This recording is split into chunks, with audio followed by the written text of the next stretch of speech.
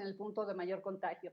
Y otra cosa, ¿esto va a terminar? No va a terminar. Hoy China, digo, no va a terminar pronto. Hoy China, en la propia comunidad de Wuhan, Así menciona es. que rebrota el virus. Entonces, ¿cuándo va a terminar? A mí me preocupa y cuánto va a sostener México eso que se está mencionando como un control de la epidemia. Raúl, un último comentario de este bloque. Rápidamente nada más Sí, déjame añadir un cuestionamiento que les pido a los demás que también me den su comentario. Lo que pasó en el mensaje del pasado 8 de mayo, cuando el presidente habla de los médicos y termina por mencionar que son mercantilistas. Y hoy, a razón de las quejas de varias asociaciones de médicos en el país, ofreció una disculpa. Dijo, eso no fue lo que quise decir, pero ofrezco una disculpa. Raúl. mira, me parece, a ver, es que me juntaste dos temas que merecen un comentario más o Claro. menos mediano de cada uno. Bueno, del tema de los preparativos y de las cifras y de los datos, coincido totalmente con Víctor en que estamos en este momento en ver esta capacidad, esta preparación en estos días. Ya se ha dicho. ¿Sí? Estamos en el momento del mayor clima, es de la cresta de los contagios. Y lo estamos viendo, desde hace ya días se han incrementado el número de personas infectadas y el número que lamentablemente pierden la vida. De acuerdo a los datos oficiales, a los únicos que tenemos, no tenemos otros, Paco, tenemos que irnos con lo que nos está informando la autoridad. Pero por otro lado, ese discurso triunfalista de que ya estamos de salida, que puede generar esto que estamos comentando y que se da fin de semana, donde hay esta señal que pareciera que ya estamos de salida y que ya podemos empezar a prepararnos al regreso de la vida normal. Y eso es una señal muy peligrosa. Hoy mismo ya lo decían, estamos viendo cómo España, como Francia, están ya abriendo, pero con muchísimo cuidado, con mucho tiento para evitar que haya un rebrote vuelva a provocar que nos tengamos que confinar, que sigamos con la sana distancia y volver a dar marcha atrás a esto porque es lo que estamos observando. Y a mí me preocupa que en ese discurso triunfalista del gobierno, por un lado, y por otro lado, la severidad de los números que todos los días estamos informando, haya esa contradicción. Por eso hay personas que muchas veces hoy todavía dudan del virus, las vemos en la calle, poco les importa o la presión económica que tienen también es un factor fundamental para seguir haciendo su actividad, porque no te puedes resguardar y en tu casa o en tu departamento si no tienes que llevarle de comer a tu familia. Entonces, son muchos elementos que estamos observando en esto y que termino con mi comentario de los médicos. Desafortunado, el viernes cuando escuchamos la mañanera, Víctor y yo en el programa matutino aquí en Mega Noticias TVC, hacemos referencia de los temas que normalmente se tocan. Pero fíjate cómo una frase, un comentario, un chiste, porque fue un chiste el presidente, señalando que cuando llegan los médicos del neoliberalismo, preguntaban al paciente, ¿qué tiene? ¿Qué tiene usted? Sí, no se refiere a qué enfermedad, sino se refiere a los bienes que tiene, haciendo un señalamiento general, como los ha hecho muchas veces el presidente, con un poco tacto, tratando de ser empático con el tema de que ya somos diferentes, de que ya se acabó la corrupción, de que los médicos también eran mercenarios del tema de la salud. Y muy desafortunado. Y hoy, bueno, desde ayer tenemos en redes sociales invadido de quejas de todas las asociaciones y colegios de médicos pidiendo una disculpa. Y si escuchaste la disculpa del presidente, pues más bien fue que entendieron mal. Yo no quise decir eso, ¿sí? Pero bueno, quieren disculpa, una disculpa. Hombre, por favor, es el gremio que hoy está en la primera línea de protección de la sociedad y también ellos con apenas el equipo suficiente para proteger su propia vida. Me parece que hay una falta de sensibilidad y bien Víctor lo decía en la mañana, el que habla mucho tiende a Eso. decir muchas cosas. Yo ¿Cómo por va, eso Víctor? mejor calladito. Adelante, Marta. Fíjate que justamente coincido en esto de que tiene tanto tiempo el presidente para hablar, tiene una mañanera de 2 horas, 2 horas y media cada día, tienen después algunas de la noche, en fin. Es tanto tiempo que obviamente se expone, y es lo que hemos evidenciado en muchas ocasiones, ¿no? Aquí yo digo, el presidente tiene una forma de expresarse en la que siempre abre un frente de confrontación con alguien. Creo que en este momento tan difícil para México, porque sabemos que cualquier gobierno del mundo está vulnerable ante este virus. Cualquier país lo ha demostrado. Ninguno ha salido tan bien librado como se hubiera querido. Entonces, es un momento muy difícil, tanto social como económico y de salud. Entonces, creo que lo que se necesita en este momento es construir y no destruir. Yo no sé por qué el presidente en cada mensaje que da pone un punto de discusión y de confrontación con alguien. Me parece innecesario y me parece que se está exponiendo gravemente. Y bueno, como decía Raúl, es increíble que se vuelque contra una comunidad que en este momento está sacando la casta sin protección, equipo de protección en muchos hospitales, etcétera. En eso coincido. Para que, así es, Víctor. Completamente. Bueno, quiero hacer la aclaración. Me robaron mi concepto de que el hombre que habla mucho se equivoca mucho, ¿eh? Pero bueno, al margen de eso, es que eso lo acuñé en la mañana. Bien, pero al margen de eso, déjenme comentar algo también al respecto. Yo coincido con alguien, en su momento lo dijo, ¿ante qué estamos? ¿Ante un hombre de edad que tiene ideas antiguas, que está acuñado a la vieja usanza, a los años 50, 60? Yo sigo pensando que no es un problema de edad el de Andrés Manuel López Obrador, más bien pienso que son ideas viejas, ideas preconcebidas y formadas a lo largo de toda una vida de batalla, de llevarla en contra siempre, de luchar contra el sistema, y se le fueron quedando esos prejuicios hacia muchos sectores, lo hemos visto, hacia el sector empresarial, hacia el sector de las pequeñas empresas, a todo lo que tenga un ligero tufo de crecimiento bajo la sombra del neoliberalismo o que haya progresado bajo otro concepto de desarrollo económico, político, social, está descalificado de antemano. ¿Por qué? Porque lo pone todo junto en un mismo paquete, el paquete del pasado, el paquete del ayer, y lo lleva al tiempo presente. Y en base a eso construye su narrativa. Por eso no es de extrañar que Andrés Manuel se esté confrontando con todo el mundo, con todos los sectores, porque al final del día su razonamiento es básico. Todos esos sectores, de alguna u otra manera, han agraviado a los pobres, y los pobres están conmigo. Y como tal, tengo el derecho de poder decir todo esto que he dicho y más contra esos sectores que aparentemente han sido enemigos del pueblo de México. Ojo, estoy tratando de analizar un poco el pensamiento de Andrés Manuel López Obrador a la luz de por qué se expresa como se expresa. Oye, y lamentablemente, ya para irnos a corto, lamentablemente esa enorme masa de pobres son a los que él les habla, porque son los que él tiene como objetivo y son los que ponen los votos finalmente. Vamos a hacer una pausa y vamos a regresar con un tema que pues a todos nos trae con la duda. ¿Cuándo regresar a la normalidad? ¿Cómo y cuándo la reactivación? Estamos en primer año después. ¿Cómo ven? Estamos por opinar, ya regresamos.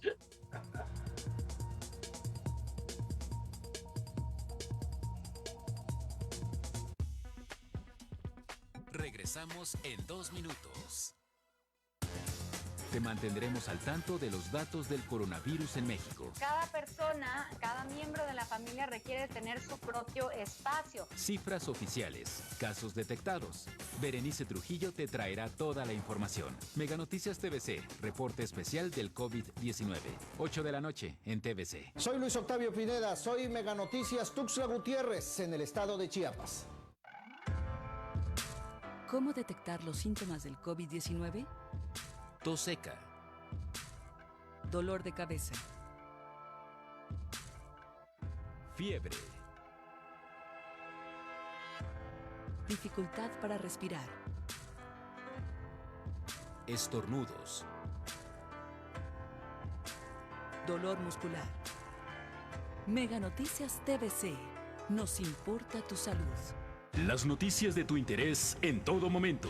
Las historias contadas desde el lugar de los hechos. La información actualizada en tiempo real. Fotos, videos, entrevistas en exclusiva. Personaliza tu localidad y selecciona lo que más te interesa. Todo en tus manos. La información que tú necesitas saber en la nueva app de Mega Noticias. Descárgala ya.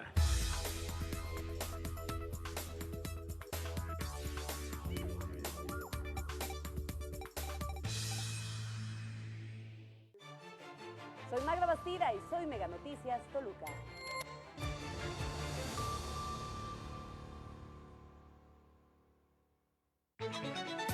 Temas que te interesan son puestos sobre la mesa. Pero el asistencialismo no va a solucionar que ese pueblo pobre siga en la pobreza. El asistencialismo no es empleo. 4 periodistas, 4 puntos de vista, en un solo programa. Para opinar, lunes 6 de la tarde, en TVC. Soy Mitzi Cordero y soy Mega Noticias Jalapa en Veracruz.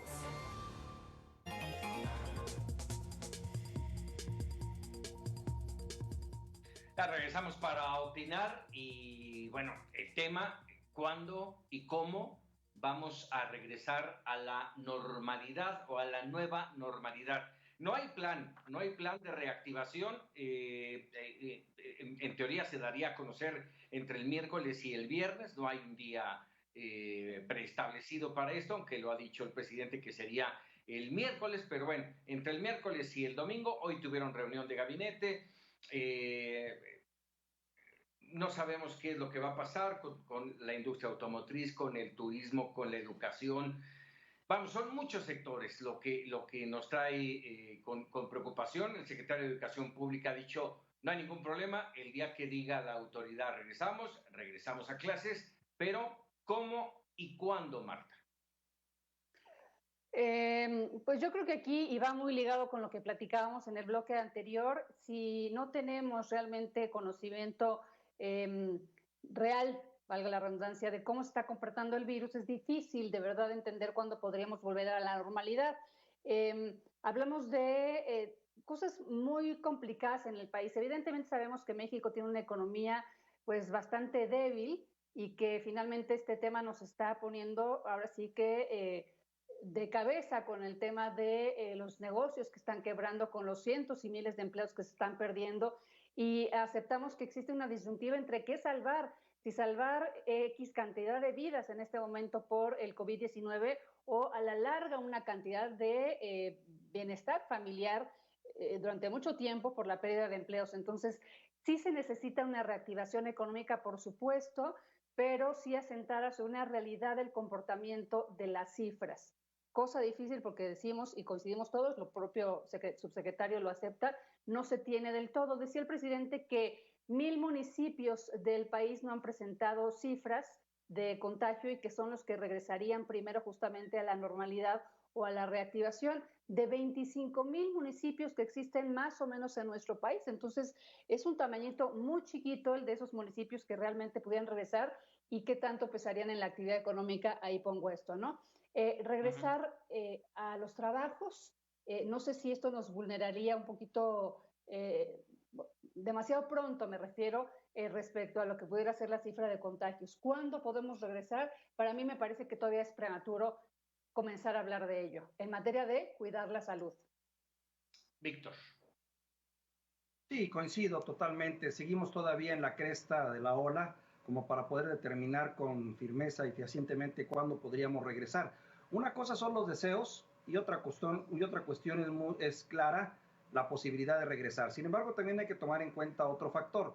Algunos países llevan su propio ritmo también y su propia evolución, y concretamente los Estados Unidos, que también están muy urgidos de reactivar su economía. Hay que recordar que Estados Unidos es un gran motor de la economía y que nosotros somos una pieza fundamental en ese motor de la economía estadounidense. Por ese lado, mucho me temo que las presiones estadounidenses terminarán haciendo su efecto, sobre todo en industrias como la industria automotriz, las de autopartes, los enseres y otras tantas, porque mucho de la actividad estadounidense depende de lo que México le da. De ahí que sí es probable que ese tipo de actividades empiecen a comenzar a operar y a trabajar. En el otro lado, el de los niños, híjole, francamente yo todavía lo veo bastante difícil y hasta irresponsable tratar de aventurar que pudieran regresar en breve los chiquillos a la escuela. Y por lo demás, pues bueno, cada estado también gradualmente le irá midiendo su capacidad para poder regresar a la normalidad. No podemos hablar de un gran plan global, toda vez de que cada estado enfrenta sus propias problemáticas a su manera, sus propios casos, y necesita reactivar. Todos caen en un mismo nivel. Necesitamos reactivar la economía. El asunto es cuándo y cómo. Dependerá del número de casos, del número de presión que se tenga y obviamente también de la habilidad y capacidad del gobernador que tengan al frente para regresar a la actividad. Dentro de ese tema de cuándo regresar, ahorita tocamos básicamente el tema de qué día podemos ya regresar a la escuela, al trabajo, pero hay que tener un plan de reactivación económica que acabas de mencionar, Víctor, y yo le hago la pregunta a Raúl en este mismo. Me gusta ponerte dos temas, mi querido Raúl, así es de que yo creo que ahí parte importante, porque no hay todavía ese plan. Vamos, no es el único país que no lo tiene. Apenas hoy daba a conocer Reino Unido que la próxima semana van a dar a conocer su plan de reactivación. ¿Cómo vamos? Claro. A ver, también me gustaría dividirlo por dos lados. Tengo la fortuna de vivir en Jalisco, donde de alguna forma ha marcado bien o mal algunos parámetros a nivel nacional de las cosas que se están haciendo. Y no que hablo en este caso del gobierno, sino hablo de todos los sectores. Desde la semana pasada se han estado reuniendo en una mesa de reactivación económica, así se llama, donde participa el TEC de Monterrey, participa la Universidad de Guadalajara, participan organismos sociales como Jalisco Cómo Vamos, participan las cúpulas empresariales, participan los sectores de los sindicatos, CROC, CTM y los nuevos CATEM y todos estos nuevos organismos. Es una mesa que coordina una persona, por cierto, de mucha capacidad, Mauro Garza, y que han estado precisamente haciendo este estudio, ese futurismo de ver qué sigue después de la pandemia, cuando estamos claros que estamos en la cresta de la pandemia. Y esto ha permitido algunas reflexiones que comparto con ustedes esta tarde, esta noche. Por ejemplo, ¿qué sectores se pueden activar sin que represente un riesgo la movilidad ni los nuevos contagios? Y esto fue importante, un estudio que hizo la Universidad de Guadalajara para determinar qué sectores mueven mucha gente, como el tema educativo, que se mueve 46% de la movilidad en Jalisco o en la zona metropolitana de Guadalajara, la hace la educación, ¿sí? Pero ¿qué impacto tiene en generación de empleos o en mantener los empleos? Solamente el 8%. Pero hay sectores, por ejemplo, en los servicios y el comercio, que mueven más o menos un 19%, pero están moviendo casi un 25, un 30% de los empleos. O sea, son elementos que le han ayudado a esta mesa multifactorial, que de alguna forma, ¿cuáles son los sectores que podrían empezar a reactivar? Y bueno, aquí el tema de la educación, ya lo dijo el gobernador el sábado pasado, dice, a ver, es impensable pensar que el 1 de junio regresen las clases en forma presencial. Materialmente, el gobierno de Jalisco está dando por terminado o terminará el ciclo escolar virtualmente. ¿Por qué? Por eso que estamos comentando, ¿sí? Entonces, a mí me parece que es correcto futurear, ir preparando los diferentes sectores. Por ejemplo, Estados Unidos, ya lo decía Víctor, el día 18 de mayo tienen pensado en los Estados Unidos reactivar algunas de las cadenas de producción. Pero sabemos que en México, en toda la frontera, la zona del Bajío, la zona del norte, la zona centro del país, que tiene muchas empresas de autopartes, tienen que empezar a activarse por lo menos 2 o 3 días antes de las cadenas de armadoras de los Estados Unidos. Así es que, bueno, está bien. Me parece que, como dice Víctor, quizás estemos México en una postura presionados, quizás por las cadenas de producción de los Estados Unidos, pero también en esta idea, nosotros mismos vamos haciendo y vamos empezando con actividades que no pongan en riesgo un rebrote de coronavirus. Eso es lo que de alguna forma me parece interesante y que aquí lo estamos observando. Ahora, eso es en términos de tiempos, pero tenemos que tener, insisto, un plan de reactivación económica y esa es la parte que no se ha querido tocar o se ha tocado de una manera muy, cada quien por su lado? Por un lado, el Consejo Coordinador Empresarial, por ejemplo, entre otras muchas organizaciones que han presentado, que han dicho, les voy a presentar al presidente una posibilidad, un plan de reactivación, y por el otro lado, el presidente señalando, a ver, ya no es esto del conservadurismo, ni los neoliberales, ya no es lo mismo, no vamos a rescatar a los empresarios, cuando en este momento nunca le han pedido, no le piden un rescate, no le piden condonación de impuestos, le piden reactivar de una manera congruente todo el aparato. Marta, querías hablar. Sí, que aquí hay varias cosas. Está esta urgencia que sabemos todos, decía Raúl, alguien no alcancé a ver quién era el que decía, también nuestra propia urgencia. Claro que tenemos urgencia como país de reactivar la economía, claro, porque urge que se mueva otra vez para poder tener fuentes de empleo, etcétera. Pero aquí está, por ejemplo, el presidente que menciona que se va a reunir con su gabinete, con la Secretaría del Trabajo, con la del Bienestar, con la de Salud, la de Educación, para determinar cuándo se da la reactivación tanto económica como en el ámbito educativo. No menciona una reunión con empresarios. A mí me llama la atención esto, porque finalmente él va otra vez dirigido hacia lo que él considera tiene que ser su decisión solamente. Y lo pongo sobre la mesa porque también se expresó el gobernador Alfaro, se expresó el gobernador de Nuevo León también, respecto a que en este momento ellos no están dispuestos a renunciar a la sana distancia. Entonces, esa digamos, disparidad en cuanto fue el inicio de la sana distancia y de las restricciones de algunos gobiernos, parece que va a surgir otra vez con la reactivación. Y pues a mí me llama la atención otra vez lo que decía, ese desprecio o ese ignorar a los empresarios del presidente Andrés Manuel López Obrador, como si la decisión, digo, solamente estuviera en las propias secretarías de Estado, ¿no? Que asuman su responsabilidad, Víctor. Los tiempos han cambiado, Paco. Hay que recordar cuando el presidente tenía el control de los 30 y tantos gobernadores, 32 gobernadores del país, y lo que él decía se hacía, porque si no se hacía, le iba en ello la vida política a los gobernadores. Hoy, desde los tiempos de Fox, poco a poco los gobernadores fueron ganando. Cuando perdió el PRI, pues, el PRI dejó todo ese control y poco a poco los gobernadores fueron ganando su propia independencia, y qué es lo que ahora estamos viendo. Lo cierto es que hay muchos generales en este país, en este momento, y ya no hay un general mayor que pueda tocar la batuta y que todos bailen al ritmo. La prueba está esos grupos de política naciente aquí en el noreste, por cierto, Nuevo León, Tamaulipas, Coahuila, que ya están exigiendo una reestructuración del pacto fiscal, incluyendo algunos también morenistas como el de Puebla, que están protestando porque les quieren cargar más enfermos a su estado y no se dejan, o otros estados más que reclaman que los insumos que les están llegando médicos son de ínfima calidad. En fin, ya no son los tiempos de antes, por eso resulta muy difícil poder hablar de un plan general orquestado desde el presidente como una orquesta, como jefe de orquesta, porque se enfrenta precisamente a la postura de gobernadores como el de Jalisco, por cierto, que ha tenido una postura, para mi gusto, bastante interesante, que al final del día están también haciendo política, porque en estas crisis es cuando se define el futuro de un país y el futuro de los líderes también. Lo platicaba con Raúl en la mañana en uno de los programas que teníamos. Esta pandemia va a servir también para acabar con el futuro de muchos políticos y va a encumbrar a otros. Dependerá de lo que hagan en estos momentos esos políticos, incluyendo gobernadores, y cómo queden ante la opinión pública para saber si tienen o no tienen un futuro que evidentemente está, porque el futuro va a llegar. Así es. Raúl. Oye, dice Víctor, ya no son estos tiempos, pero ¿cómo los extraña López Obrador?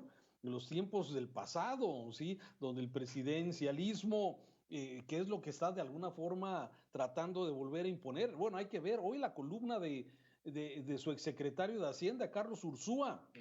Sí, está, pues, digo, de su columna se alarma o advierte pues de este riesgo de los acuerdos, de las publicaciones del Diario Oficial que ha hecho el presidente para manejar el presupuesto como antes, Víctor, ¿sí? Para que el presidente pueda disponer de los 600,000 millones de pesos a su antojo, pasándose por alto lo del presupuesto que acordaron los diputados. Y dice Ursúa, todavía termina su columna con una frase, dice, ojalá los diputados, ya no por México, por dignidad personal, hombre. Pero bueno, eso seguramente son de las cosas que quizás el presidente López Obrador extraña de ese omnipoder. Y yo creo, desde mi punto de vista, a pesar de que vemos estas voces de gobernadores que quieren y se quieren mover, digamos, en forma independiente, la verdad es que tienen poco margen de maniobra, porque los recursos económicos, el gran dinero, pues lo reparte el gobierno federal. Entonces, y de ahí están, pues los tienen bien agarraditos y de ahí va a ser difícil que se pueda mover. De hecho, muchos de los programas, por ejemplo, del Fondo Metropolitano, programas que venían a través de las diferentes partidas presupuestales del gobierno federal, es una gran incógnita. Los gobernadores hoy no saben si va a haber dinero o no para esos proyectos que tenían para municipios, para estados, obras de infraestructura especialmente ahí. Pero por el tema de los empresarios, déjame nada más comentar algo de estas, fíjate, fue ideas, o sea, ya ni siquiera es propuesta, porque al principio los empresarios hablaban de un acuerdo nacional, ¿sí? Ahora, tímidamente, los empresarios mandan 68 ideas para ver si alguna de esas el presidente le gusta, para sumarse a lo que decía Marta, esta gran ausencia del apoyo del gobierno federal al sector privado. Y es que hay esa confusión. Se sigue pensando que el empresario es aquel hombre que era dibujado por los cartonistas con... Exacto. Gordo y con el puro. Con el puro y que le salían los dólares de las bolsas. Tú sabes, y nosotros conocemos a muchos que son empresarios que apenas sobreviven de alguna forma a ellos y sus familias y algunos de sus empleados. Esa es la realidad, pero tendrán que rascarse con sus propias uñas, que tampoco está mal. Hay que buscar, hay que hacer la creatividad del mexicano deberá salir precisamente en estos hechos, pero ese desprecio que ha habido del gobierno federal al sector privado sí es de llamar la atención. Sobre todo que son los generadores reales de empleo en este país. En fin, vamos a hacer un corte y vamos a regresar con varios temas, pero el principal, el decreto por el que de nueva cuenta, ¿sí?, se pone al ejército mexicano en las calles a hacer el trabajo de seguridad pública. Polémico sin duda, vamos a hablar de ello. Regresamos, estamos para opinar.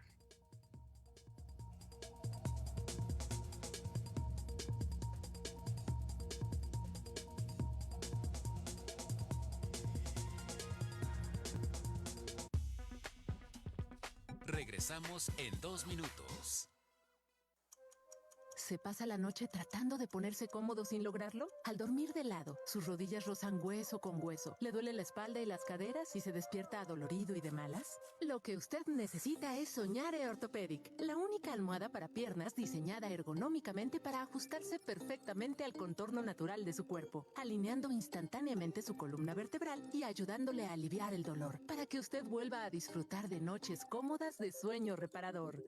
Cuando dormimos de lado, siempre flexionamos una pierna. Esto provoca una torsión de la pelvis, las caderas y la espalda baja. Y cuando hacemos esto, el cuerpo se desalinea y se ejerce presión sobre la columna vertebral, las rodillas y el nervio ciático. Pero con una almohada ergonómica para rodillas como Soñare Orthopedic, restauramos inmediatamente la alineación natural del cuerpo. Mejoramos la circulación sanguínea, libera la presión y alivia el estrés en nuestras articulaciones. Las almohadas que he usado en el pasado son grandes, voluminosas y muy duras, pero con Soñare Orthopedic me siento increíble, porque además de ser muy suave, ajusta perfecto y libera la presión en mis rodillas. Y por fin puedo descansar bien. Soñare Orthopedic está elaborada con Memory Foam infusionada con carbón, que no solo le brinda una alineación anatómica óptima, sino que también ayuda a reducir la humedad y los malos olores, por lo que siempre se mantiene fresca y seca. Y su tecnología de gel de enfriamiento ayuda a reducir la inflamación y disipa el calor corporal. Además, nunca pierde su forma, se mueve fácilmente con usted y su funda es removible para poder lavarla. Soñare Orthopedic me proporciona la cantidad exacta de espacio entre mis piernas. Es comodísima y se mantiene fresca toda la noche. Llame en este momento y aproveche el precio especial por introducción de Soñare Orthopedic. Pero apresúrese, porque si es de las primeras 100 personas en ordenar, le enviaremos una segunda Soñare Orthopedic completamente gratis. Soñare Orthopedic viene con una garantía de 100 noches de delicioso descanso natural o le devolvemos su dinero. Llame ahora mismo.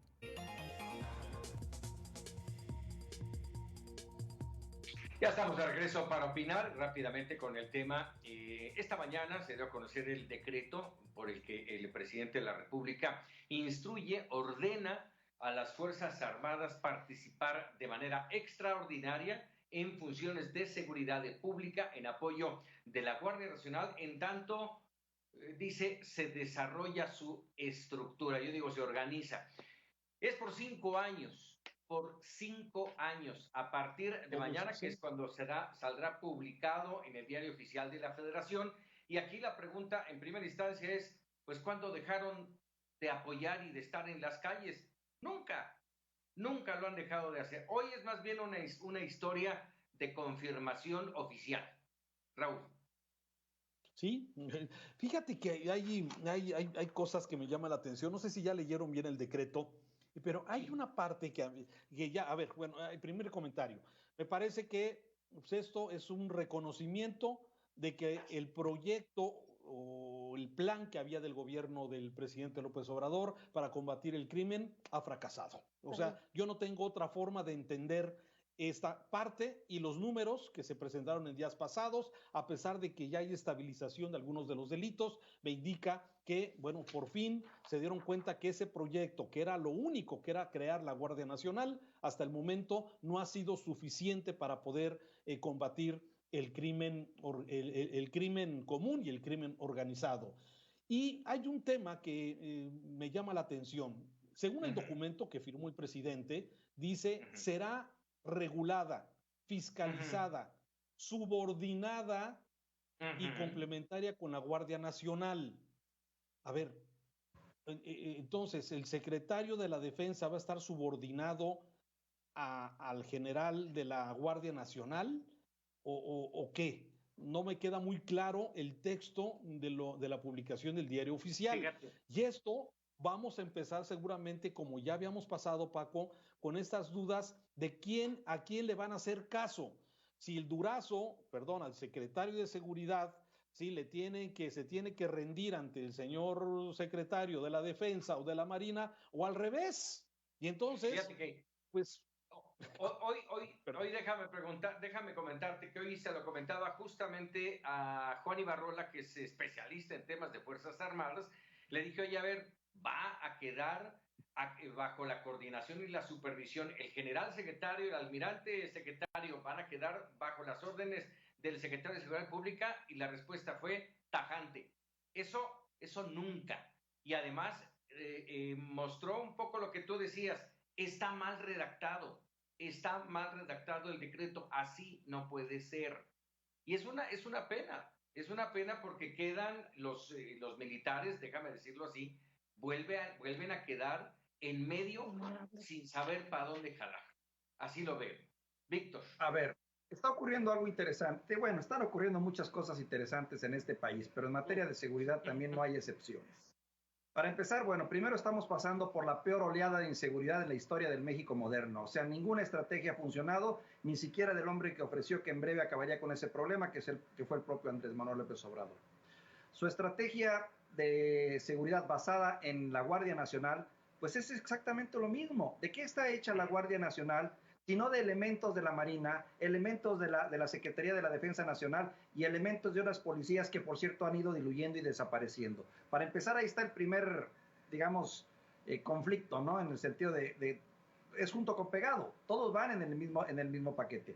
Segundo, si partimos de la premisa de que nuestras fuerzas, nuestra pobre, digo pobre no porque sean pobres, sino limitada en cuanto a número y capacidad, ha sido desviada para otros proyectos, como convertirse en vigilantes de migrantes, como convertirse en cuidadores de un muro, como convertirse en constructores de un aeropuerto, como convertirse en... Dime lo que quieras y ahí están metidos, en todo. Bueno, entonces, ¿cómo queremos y cómo esperamos resultados en el corto plazo?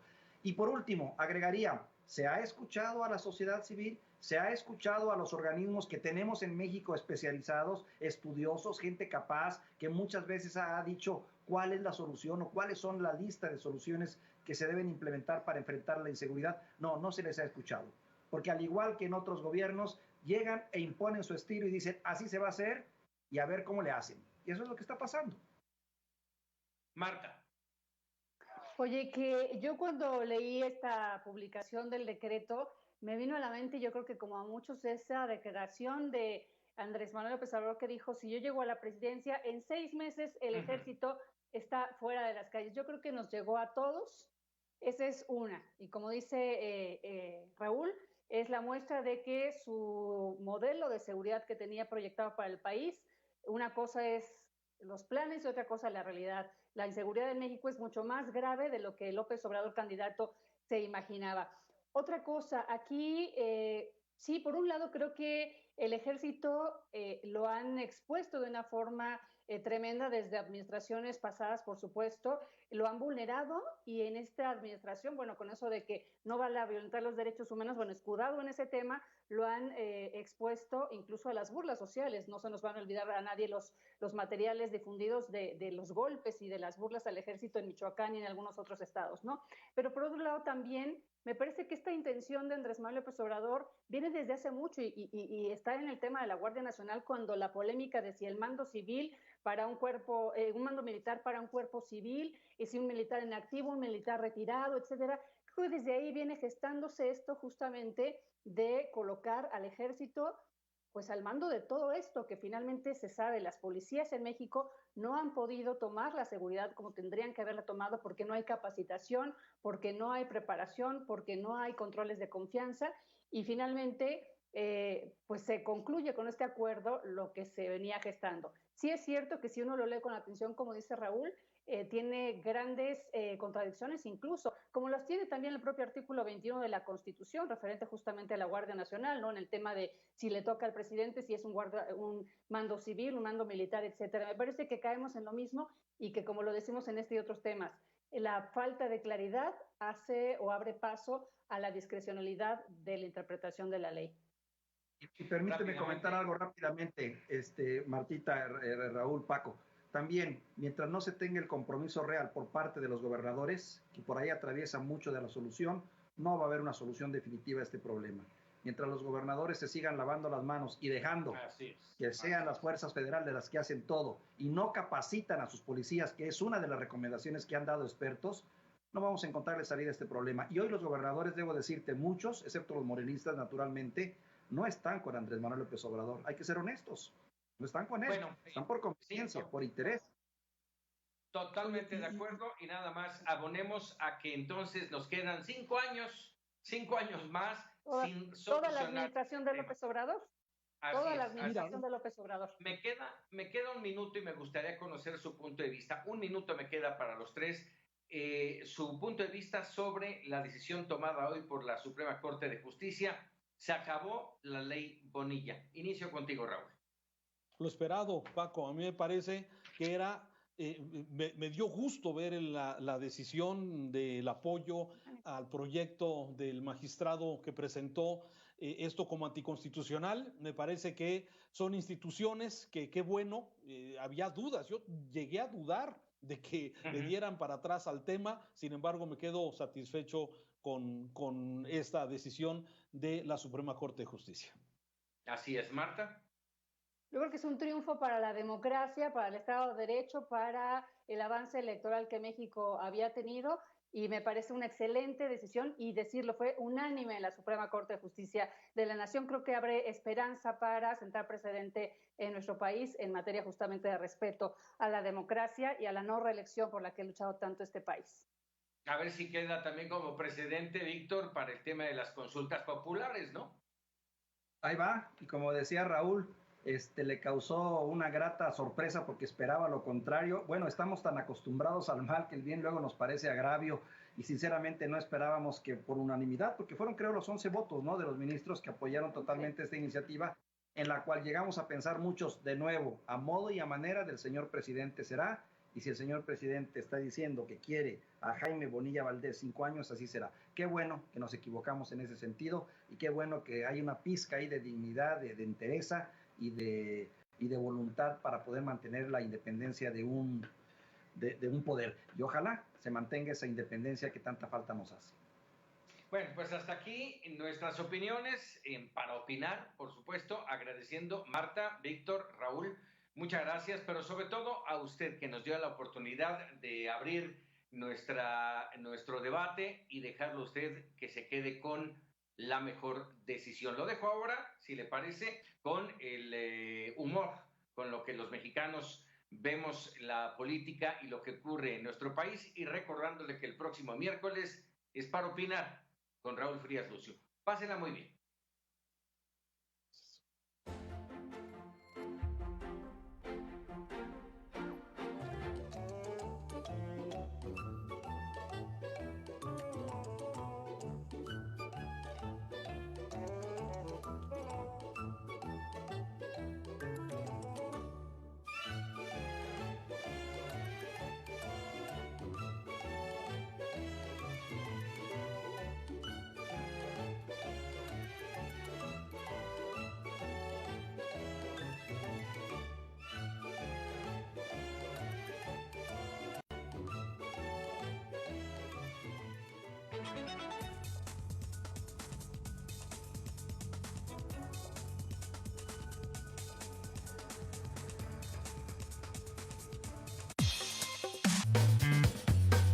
Mega Canal.